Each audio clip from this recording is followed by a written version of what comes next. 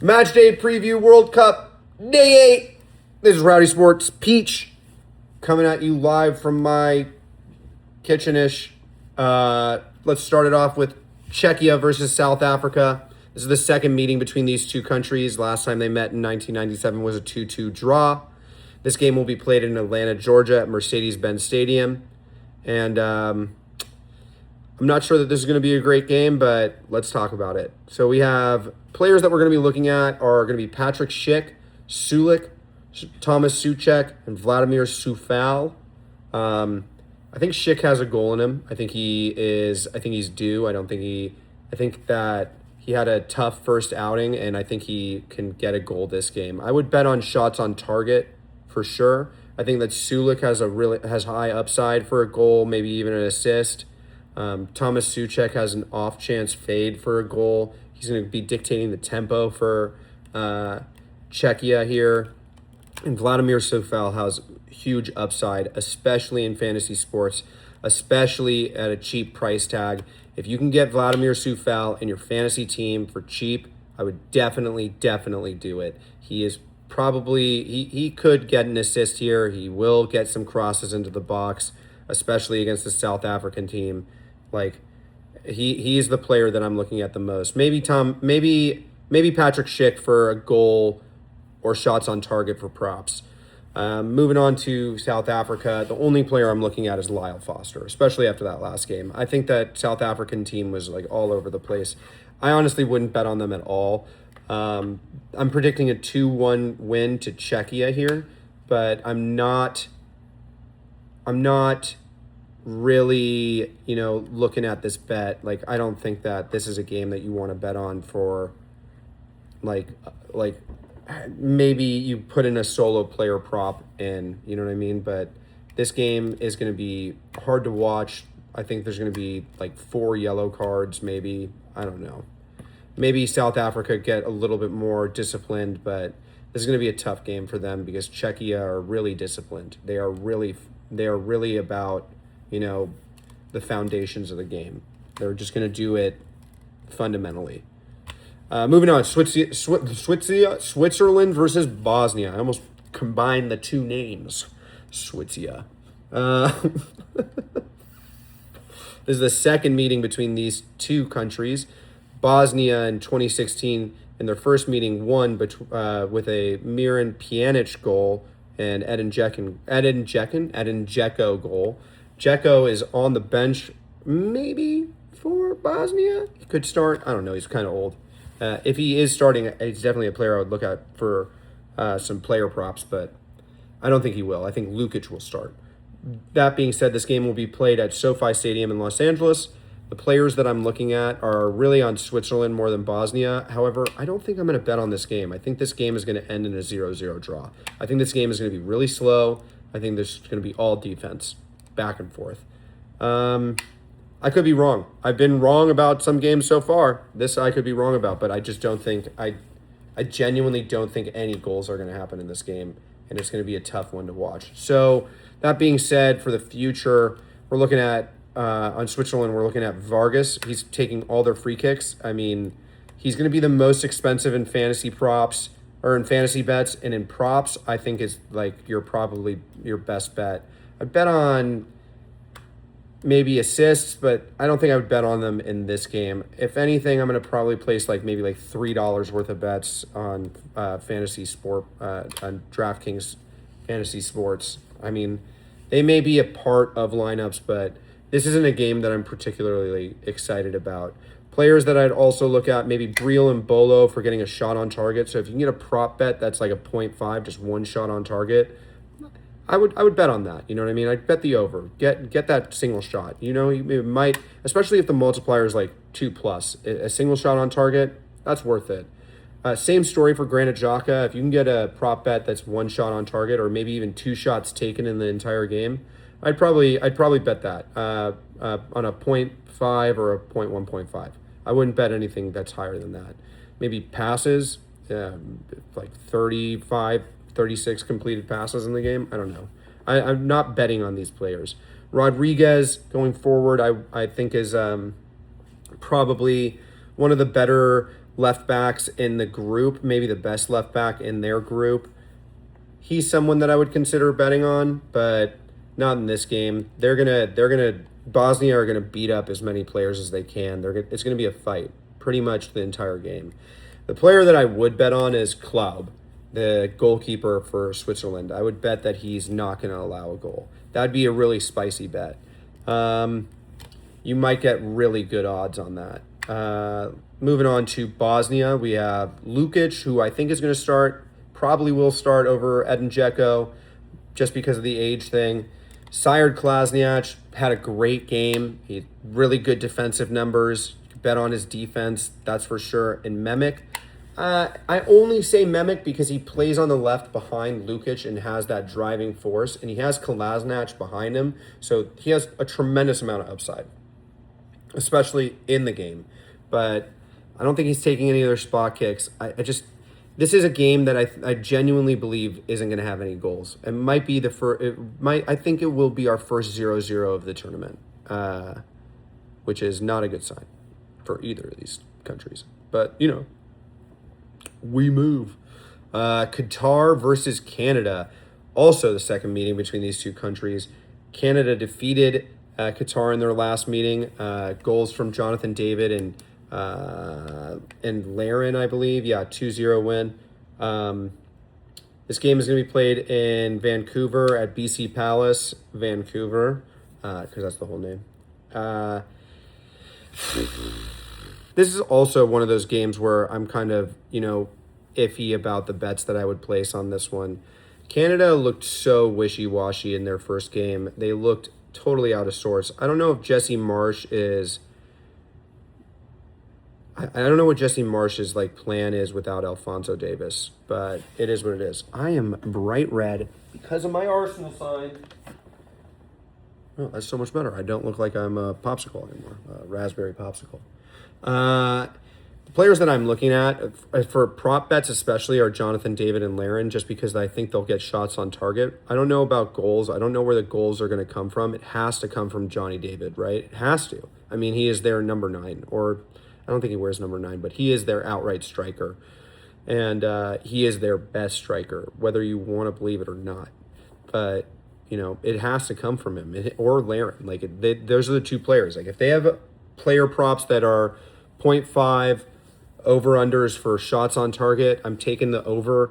I think they'll definitely get shots on target. I don't know if they're going in, but they're going to get shot. They'll get at least one shot on target each. And Tejan Buchanan. Man, if he could stop being selfish, and just play the ball in, if he, he makes these runs, he has a great first touch, he is a great player, but he legitimately is so selfish. It's crazy. Those are the 3 players that I'm betting on or would feel comfortable betting on. For Buchanan, I'm thinking fantasy, but he's got to produce, and his price tag has to be worth it. He has to be such a good buy down, and there has to be no other reason that you're picking him other than he has offensive upside and he is a low costing player. Otherwise, I'm not considering it. If he's over 6K, it would be really hard for me to consider buying him. On Qatar, I don't have anything good to say about them after their first game. I mean, Hafif is a great player, but I just don't see them making it out of the group. I wouldn't bet on them. I wouldn't bet on Hafif for anything other than maybe fantasy, and I don't think he's producing in fantasy points. If he's under 5K, if he's under 4,500, I maybe give him a push, but otherwise, I'm not betting on any of these Qatari players. You have no idea where the goal's coming from. It's totally random. It's absolute luck. It just is what it is. And weird news, Alphonso Davies may be in the squad tomorrow. I don't know if he'll start, but if he's in the squad tomorrow, that's the fastest ACL return I've ever seen. And that's so nerve-wracking. I wouldn't, man. If he's playing, if he's starting, you bet on him, period. You bet on Canada. You just do. If he's not and he's on the bench, okay, that's great. That's, normal. You're coming back from an injury, and that is what it is. But I don't know if Dude, he's so injury prone. It's so nerve wracking to think of betting on him. If he is playing, you bet on him for maybe assists, shots on target, passes made, maybe over 36 passes. Yeah, I wouldn't bet on him. It's just too nerve wracking of a bet. He's a glass cannon. He could get touched and just be done. I am saying that this game will end in a 2-1 win for Canada. I have no clue where that goal is coming from Qatar, but I believe they can get one in. Home field advantage for Canada, though. Moving on to the big game of the day, Mexico versus South Korea, and let's not mistake this is a very big game. This is the 15th meeting between these two countries. That's right, I said 1-5. 15 times they will have met. Man, Mexico has won 7 times. Sorry, fly. Mexico has won 7 times. South Korea has won 4 times, and there have been 3 draws. This game is going to be played at Estadio Guadalajara in Guadalajara. So home field advantage for Mexico, obviously. This is going to be a good game. I don't think that there's going to be a lot of goals in this game, but I think it's going to be one of those games where you just want to watch. There's going to be a lot of back and forth play, a lot of attacking play, a lot of aggressive tackles, things like that. I think that while Korea are, a very fundamentally driven team, I think that they're going to get frustrated by the Mexico players and they're going to start fouling, and there's just going to be a lot of scrappy play. Let's talk about some of those players, though. Raul Jimenez scored in his last outing. I think that he has another one in him for sure. I'm not sure if it's in this game, but he definitely has the goals in him. He is looking good. I would bet on shots on target for sure. If you can get a 0.5, you know what I mean? You just take the over on that for sure. He'll get a shot on target. If you can take maybe a 1.5, I also might bet the over on that. That it seems, the South Korea team is pretty. They're pretty defensive. I think they play 5 at the back. It's going to be hard for the Mexico team to break them down, but I think that'd be worth the bet. Quinones had a goal, opened up the score sheet for Mexico. He's dangerous, dude. That dude's big and dangerous. You know what I'm saying? He'll get it done. I don't know about in this game, but if I had to make an educated guess, I'd say that one of the goals is going to come from either Raul Jimenez or Quinones for Mexico. It's entirely probable that someone comes off the bench and just steals one, though, because this Mexico team is dangerous pretty much everywhere on the field. Alvarado is taking all their spot kicks. Definitely someone to bet on for fantasy. He'll have a huge point. He'll have a lot of points. He'll have at least 12 plus points in this game. If you can get him for under 8K, definitely worth it. If he's under 9K, you got to be balancing your lineup in a certain way to make him worthwhile. And then Gallardo in defense, if you can get him in in one of your defensive spots in fantasy, I think he'll have really good output. There is a super high possibility that he gets a yellow card tomorrow, especially because he has to deal with 3 very, Heung-min Son and Kang-in Lee, who I think is going to be running at him all game. Those are 2 real tough motherfuckers to deal with. That's just period. They're so fucking fast, and they're very technically gifted. That being said, let's move on to the South Koreans. So I said Heung-min Son. I think if you can get a 0.5 shots on target, I would definitely take that for him. If it's 1.5, I'd still probably take the over on that. But I think the goal comes from either him or Kang-in Lee. And I'll explain why. I think that, especially on that side, if they're overloading that right side or left side, and they're just doing a lot of fast and quick play, they could steal a pen, or they could just have a moment of brilliance. And I think that they have that within their attacking line. I really do, especially against this team in Mexico. It may be at home for Mexico. They may have the crowd with them, you know what I mean? But the South Korean players are so good, and it's hard for me to say that they're not going to win tomorrow. It's going to be a 2-1 win for Mexico, but they're going to get it. They're going to get some within that game.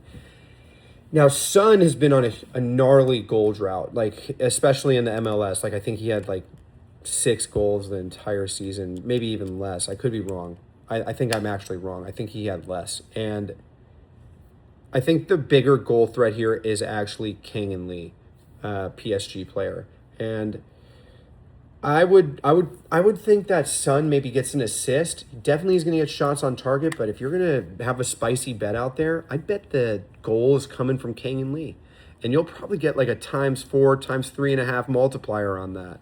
I would definitely put him in your fantasy lineups. I think he's going to probably be less he will be one of the less expensive or he'll be one of the less expensive stars, you know what I mean? And then Sol Young Woo.